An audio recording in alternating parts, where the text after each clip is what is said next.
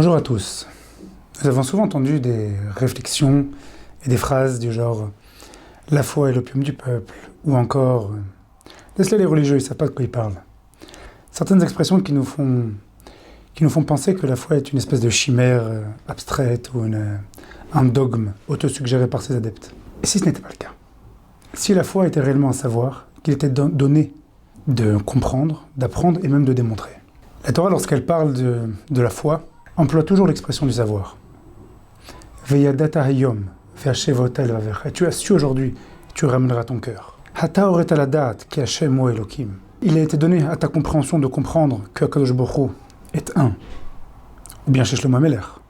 Da et Eloka avicha ve'avdeu. Sache le Dieu de ton père et sers-le. Ces versets ne sont pas fortuits. Ils traduisent précisément l'idée de la Torah, que la foi est basée sur un savoir tangible. Essayons de discerner quelle différence il y a entre une croyance et un savoir. Lorsque deux personnes témoignent qu'une tierce personne a commis un meurtre en huis clos, et qu'après enquête, le juge statuerait que le criminel prend perpétuité, ou dans certains états la mort. Dit-on que le juge croit en la culpabilité de l'assassin, ou qu'il la sait? Il imagine qu'il est coupable ou il en est convaincu? Évidemment qu'il en est convaincu. Et plus les témoins sont nombreux, dans cet ordre d'idées, plus le fait devient de plus en plus avéré. Pas besoin d'aller dans les tribunaux, l'histoire est ainsi faite. Comment savons-nous aujourd'hui qu'un homme nommé Alexandre, venant de Macédoine, est un jour conquis les 3/4 de la planète? C'est que des gens ayant vécu à l'époque d'Alexandre ont transmis ces faits d'armes dans des livres, qu'ils ont véhiculés de génération en génération jusqu'à nos jours. Aujourd'hui, nous ne savons pas, nous ne croyons pas qu'Alexandre le Grand était existé. Nous le savons. Dans la Torah, c'est pareil. La Torah dit qu'il y avait présent, à l'époque du mont Sinaï, au moment de la révélation divine, des millions de personnes, qui pour nous sont des témoins oculaires, qui véhiculent l'événement jusqu'à nos jours de génération en génération, l'ancrant ainsi dans l'histoire. Comment cela s'articule-t-il? La Torah dit à 2 endroits dans le livre de l'Exode que sortir un peu plus de 600 000 personnes d'Égypte. Ils étaient, eux, présents à l'heure du mont Sinaï, au moment de la révélation, qu'ils transmirent ensuite de père en fils, de génération en génération. Un bref calcul nous amène au fait que 600 000 personnes, de 20 ans à 60 ans, comme le texte le dit, décuplez leurs femmes, décuplez-les par 2 parce qu'ils sont mariés avec leurs femmes, c'est-à-dire 1,2 million, ajoutez-y leurs enfants, encore 1 million. Les plus de 60 ans, les moins de 20 ans, c'est au bas mot 3 500 000 personnes qui furent présents. On nous rapporte au nom du Chafetz Chaim une tradition qui dit que furent présents 5 millions de personnes.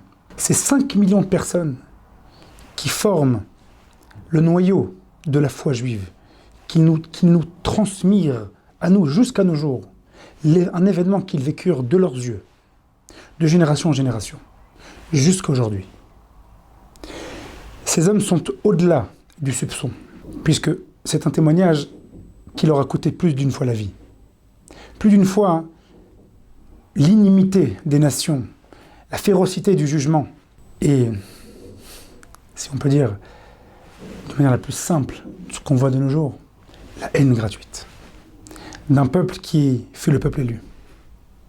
Donc, les Bnei Israël, les enfants d'Israël n'ont eu aucun intérêt à émettre un tel témoignage si ce n'était qu'à leur défaveur. Mais nous avons besoin d'une plus grande objectivité. Comment saurons-nous aujourd'hui que les dires dits dans la Torah sont exacts, qui ne sont pas falsifiés? Disent les Rishonim, le Kuzari entre autres, que celui qui serait mitbonen, qui méditerait sur la façon dont la Torah est schématisée, dans laquelle le texte s'exprime, verrait que la falsification est impossible. En effet, le texte parle toujours à la seconde personne du singulier, à la seconde personne du pluriel et à la première personne du pluriel. Tu, nous, vous, tu as vu des choses. Les choses ont été faites sous tes yeux, ô Israël. Garde-toi d'oublier les choses que ton cœur, que tes yeux ont vues. Ces miracles qui ont été faits sous nos yeux en Égypte. La Torah intègre les protagonistes de son histoire, eux qui seront les transmetteurs du message de la révélation divine à l'intérieur de son texte. Comment faire croire à des gens qu'ils ont vécu des choses qu'ils n'ont pas vécues, qu'ils ont dit et fait des choses qu'ils n'ont pas fait? Comment faire croire aux gens qu'ils étaient 40 ans dans le désert, qu'ils ont pris avec eux toutes les richesses d'Égypte s'ils ne les ont pas réellement pris? Le fait que la Torah intègre à l'intérieur d'elle les protagonistes qui seront les transmetteurs de la Torah intergénérationnelle est pour nous le gage que ces millions de personnes assentissent, donnent leur assentiment à l'écrit de la Torah qu'ils transmettent eux-mêmes. D'autant plus que la Torah dit qu'ils étaient des millions, comme nous l'avons expliqué ici. Il n'y a donc pas de possibilité d'inventer de toute pièce le récit de la Torah, car elle mêle la réalité à son récit.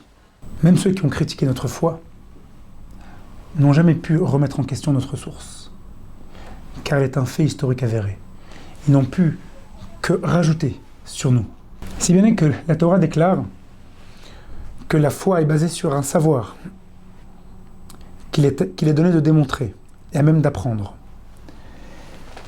Cette innovation que la Torah amène à l'humanité tout entière sert d'autant plus aux nations du monde, au peuple juif, à l'intérieur du peuple juif, à ceux qui seraient loin de la Torah, qui voudraient venir se renforcer leur croyance, apprendre et l'asseoir sur des bases rationnelles et cartésiennes, que celui qui serait déjà croyant, mais qui n'aurait pas ficelé les édifices de sa foi, afin de se renforcer et d'être de plus en plus convaincu de ceux auxquels il croit. Ceci est un des cheminements par lesquels la Torah prouve son authenticité et sa vérité. Mais la véracité de la Torah se prouve, se démontre par plusieurs autres cheminements qui sont indépendants les uns des autres, parallèles. Nous essayerons, Bezrat Hashem, la prochaine fois de voir une autre manière de prouver la véracité de la Torah.